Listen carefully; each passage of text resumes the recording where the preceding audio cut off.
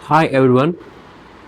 क्या आपको भी पेमेंट रिसीव करने में दिक्कत होती है, या आपको ऐसा लगता है कि मैं किसको डेबिट करूं, किसको क्रेडिट करूं, या कैसे मैं इस एंट्री को समझूं, या मेरे कॉन्सेप्ट कैसे क्लियर होंगे? Then welcome to my channel the commerce hub India.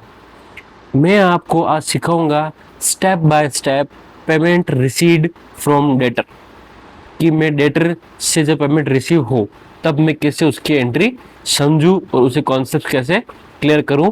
मेरे साथ लास्ट एंड तक बने रहिएगा। मैं आपको स्टेप बाय स्टेप पूरा प्रॉपर कॉन्सेप्ट समझाऊंगा कि ये एंट्री कैसे क्लियर होगी और आपके सारे डाउट क्लियर होंगे। ये मेरा आपसे प्रॉमिस है। Let's start with an example. लिखा हुआ है, जया ने दिव्या को 2 लाख का माल बेचा। यहाँ पे सबसे पहले हम क्या करेंगे, डेटर क्रिएट करेंगे, ताकि आपको ये समझ में आए कि डेटर एक्चुअल में क्या होते हैं और कैसे होते हैं वो क्रिएट, ताकि उनसे पैसा कैसे रिसीव बाद में किया जाए। ऑलराइट, तो यहाँ पे जया ने दिव्या को 2 लाख का माल बेचा है। तो जया कौन होगी? जया हो गई है फर्म की ओनर, क्योंकि ये माल बेच रही है, हमेशा ओनर वाला माल बेचता है। दिव्या कौन होगी? फर्म की कस्टमर, वो माल लेने के लिए आई है। 2 लाख का माल बेचा है। अब यहाँ पे दिव्या का पेमेंट कंफर्म्ड नहीं है कि आया है या नहीं आया है, बट यहाँ पे दिव्या एज ए कस्टमर उसका नाम है। अगर यहाँ पे पैसा आया होता तो कैश लिखा होता, है ना। अगर अब यहाँ पे नकद वकद कुछ लिखा हुआ नहीं है, इसका मतलब यहाँ पे दिव्या एज ए कस्टमर ने हमको पैसे नहीं दिए हैं। ये कौन सा होता है ट्रांजेक्शन? उधार ट्रांजेक्शन हो जाएगा, क्रेडिट ट्रांजेक्शन हो जाएगा, क्रेडिट ट्रांजेक्शन। क्लियर? अब हम ये समझेंगे कि दिव्या कौन हो गई हमारे लिए पैसा देने वाली, वो हमको फ्यूचर में पैसा देगी। तो दिव्या यहाँ पे कौन हो गई? डेटर।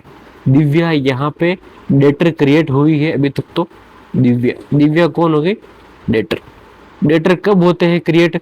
जब हम उधार में माल बेचते हैं तब डेटर क्रिएट होते हैं, क्योंकि हम इनसे फ्यूचर में प्रॉफिट अर्न करेंगे। अब डेटर क्या होते हैं फर्म के लिए? एसेट, क्योंकि हम एसेट क्या होती है? जिनसे हम फ्यूचर में बेनिफिट अर्न कर सके, और दिव्या से हम फ्यूचर बेनिफिट अर्न करेंगे। इस ट्रांजेक्शन की वजह से दिव्या एज ए डेटर जो कि एसेट है वो क्या हुई है? क्रिएट हुई है। तो मतलब ये इंक्रीज हुए हैं, एज ए एसेट क्या हुई? इंक्रीज। और जब एसेट इंक्रीज होती है तो हम करते हैं इसको डेबिट। क्यों हुए हैं डेबिट? क्योंकि हमने इसको क्या किया है? माल बेचा है। जब हम माल खरीदते हैं तो परचेज से एंट्री करेंगे, और जब हम माल बेचते हैं, गुड्स जब हम सेल करते हैं तो सेल से एंट्री करेंगे। तो ये यहाँ से एक चीज निकल के आई है, सेल। दिव्या डेटर क्यों क्रिएट हुए हैं? क्योंकि हमने दिव्या को माल बेचा है। तो यहाँ पे सेल क्या किया है? हमने स्टॉक सेल किया है, और स्टॉक के सेल करने से स्टॉक एज ए एसेट्स क्या होते हैं? कम। और जब कम होंगे तो हम करेंगे इसको क्रेडिट। एक सेल क्या हो सकती है? तो सेल हमारी इनकम भी हो सकती है, सेल को हम इनकम भी मान सकते हैं। तो ये तो होता है हमारा मॉडर्न रूल, और ये हमारा हो गया ट्रेडिशनल रूल। बात दोनों सेम ही होंगे, दोनों क्रेडिट ही है। क्लियर? यहाँ तक एकदम बात क्लियर हो गई है। आगे चलते हैं अपन। एंट्री हमारे सामने आ चुकी है कि कौन डेबिट होगा, कौन क्रेडिट होगा। Let's start. आगे चलते हैं जनरल एंट्री। तो तो यहाँ पे हो जाएगी, ये डेबिट है और ये क्या है? क्रेडिट। तो यहाँ पे एंट्री हो जाएगी दिव्याज अकाउंट डेबिट, दिव्याज अकाउंट डेबिट टू क्या हो जाएगा यहाँ पे? Sales account, sales account. I hope आपको ये एंट्री समझ में आई होगी। यहाँ पे आपको चीज़ें कैसे करनी है। ये आपकी दिव्या लेजर है, और ये आपकी सेल क्या है? लेजर है। आपको इस ट्रांजैक्शन से लेजर निकालने होंगे, जो मैंने आपको बहुत अच्छे से और बहुत स्लोली चीज़ें समझाई है। यहाँ पे आप चाहें तो नरेशन लिख सकते हैं, लिखाना मैंने सिखाया है। दिव्या कौन हो गया? अब दिव्या यहाँ पे कौन है? डेटर है, लिखा रखा है मैंने। और सेल क्या हो गई हमारी? स्टॉक सेल हो चुकी है। तो अब पैसा किससे आना बाकी है? तो पैसा अब दिव्या देगी हमको, दिव्या से पैसे मिलना बाकी। इस एंट्री में क्या हो गए, इस एंट्री में डेटर हो गए हैं क्रिएट। हमने यहाँ पे दिव्या एज डेटर हमने क्या किया है, क्रिएट किए हैं। यहाँ पे अभी तक पैसा दिव्या से आना बाकी है, पैसा अभी तक आया नहीं है। और अब चलते हैं नेक्स्ट ट्रांजेक्शन की ओर। यहाँ लिखा हुआ है दिव्या ने 1.20 लाख रुपए का नकद चुकाया है। नकद चुकाया है, किसको चुकाया होगा, हमको चुकाया होगा, या कि हमारे पास से पैसे आए हैं, हमको पैसे मिले हैं दिव्या से। कैसे मिले हैं, कैश में मिले हैं। इसका मतलब हमारी बिजनेस की पॉकेट में पैसा आया है। तो कैश हमारे लिए क्या होती है, एसेट्स। एसेट मिला है, चुकाया है, मतलब चुकाया किसका होगा, हमको चुकाया होगा, हम ही उससे पैसे मांगते हैं।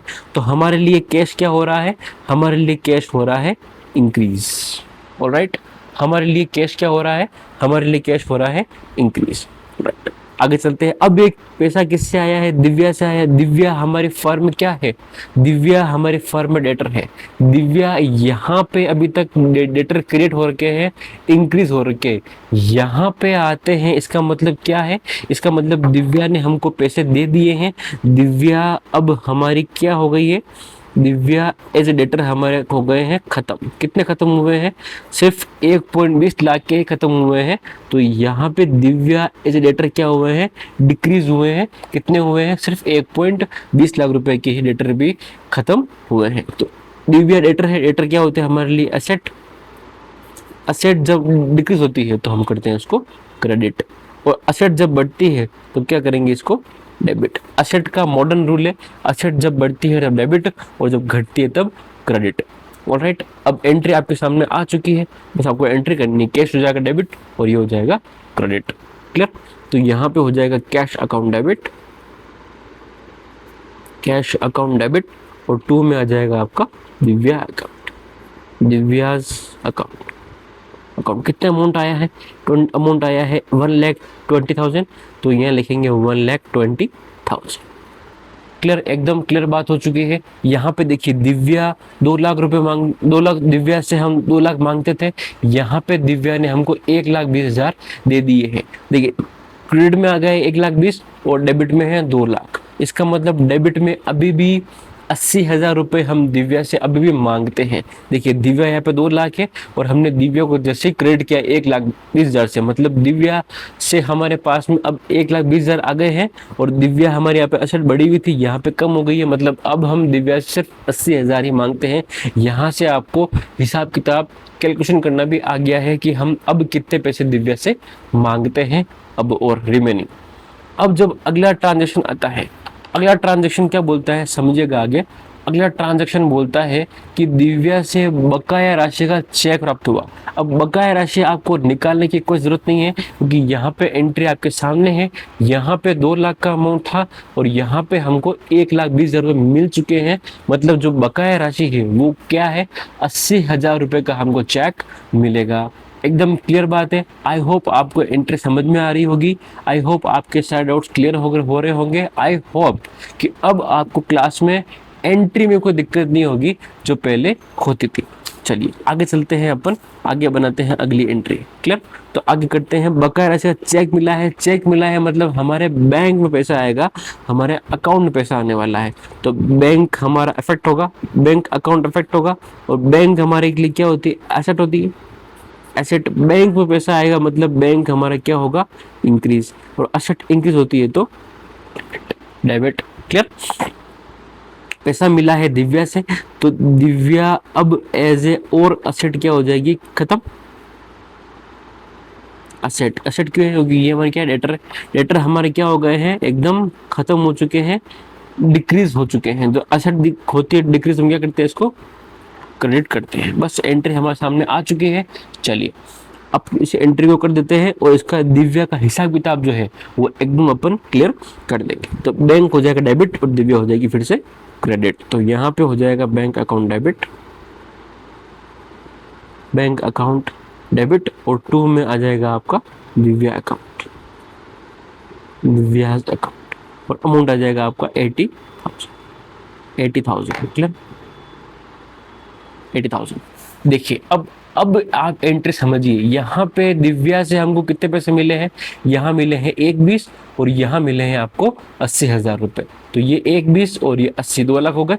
तो यहाँ पे दिव्या 2 बार हुई है क्रेडिट, क्यों? क्योंकि उसको हमको उससे हमें 2 बार पैसे मिले हैं, एक बार कैश मिला है और एक बार चेक मिला है, पैसा बैंक में आया है। और यहाँ पे इसमें क्या हुआ है, हमको यहाँ पे दिव्या एज ए डेटर क्या हुए हैं, क्रिएट हुए हैं।